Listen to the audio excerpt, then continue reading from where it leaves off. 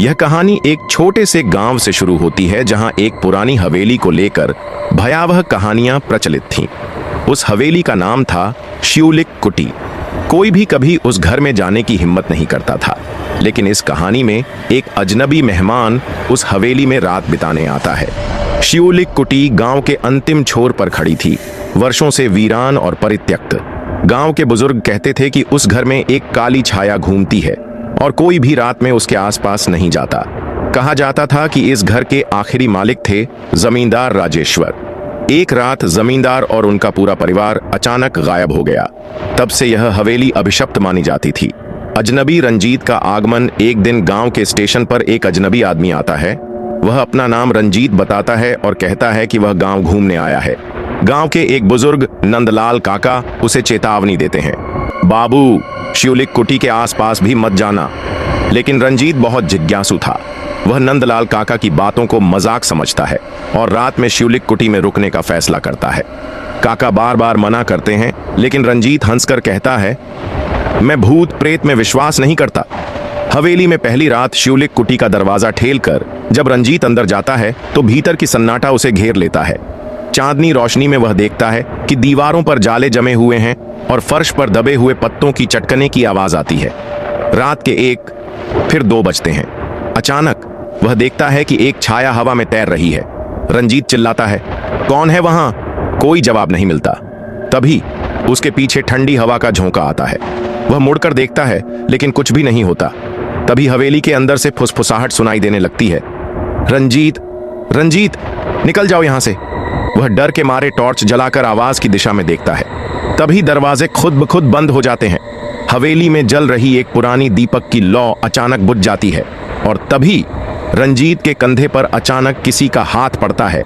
वह तेजी से मुड़ता है, लेकिन वहां कोई नहीं था। तभी उसके सामने जमींदार राजेश्वर की आत्मा प्रकट होती है। उसकी आंखों से आग की तरह चमकदार रोशनी निकल रही थी। वह गहरी डरावनी आवाज में कहता है, यह मेरा घर है, यहां से भाग जा। रंजीत भागने की कोशिश करता है, लेकिन हवेली के सभी दरवाजे खिड़कियां अपने आप बंद हो जाते हैं। तभी उसे समझ में आता है कि शिवलिक कुटी सिर्फ एक पुराना घर नहीं, बल्कि एक आतंक का जाल है। सच्चाई की खोज में पत्रकार सुमन रंजीत के गायब होने के बाद गांव में दहशत फैल जाती है। एक युवा पत्रकार सुमन इस घटना की तह तक जाने का फैसला करता है। सुमन साहसी और तर्कवादी था। उसे भूत प्रेत की कहानियों पर विश्वास नहीं था। वह शिवलिक कुटी के अंदर जाने का फैसला करता है। हालांकि गांव के लोग उसे रोकने की कोशिश करते हैं, लेकिन सुमन अपने निर्णय पर अडिग रहता है। संध्या होते ही वह अकेले हवेली की तरफ बढ़ता है। हवेली के पुराने दस्तावेज खंगालने पर उसे पता चलता है कि जमींदार राजेश्वर बहुत ही क्रूर व्यक्ति था। वह गरीबों की जमीन छीन लेता था और निर्दयता से अत्याचार करता था। एक दिन गांव वालों ने उसे मारने की योजना बनाई, लेकिन उस रात कुछ अजीब हुआ।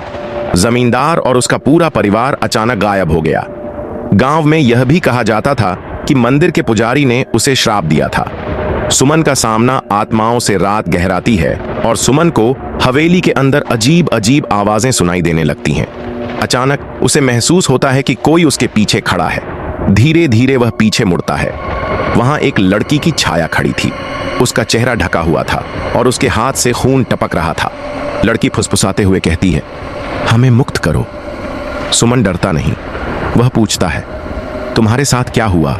मैं तुम्हारी मदद कैसे कर सकता हूं? लड़की कहती है, हमारी आत्माएं मुक्त नहीं हो सकती। जब तक राजेश्वर की आत्मा इस घर में है, उसे नष्ट करो। सुमन को तब वह कुल्हाड़ी मिलती है जिससे गांव वालों ने जमींदार को मारने की कोशिश की थी। तभी जमींदार की आत्मा सामने प्रकट होती है। उसकी आंखों से भयंकर रोशनी निकल रही थी। तू भी मरेगा जैसे बाकी मरे। सुमन अपनी पूरी हिम्मत जुटाकर कुल्हाड़ी उठाता है और आत्मा की ओर फेंकता है। अंत या एक नई शुरुआत। एक पल के लिए आत्मा कांप उठती है। हवेली में एक तेज चमकदार रोशनी भर जाती है और ऐसा लगता है मानो सवेरा हो गया हो।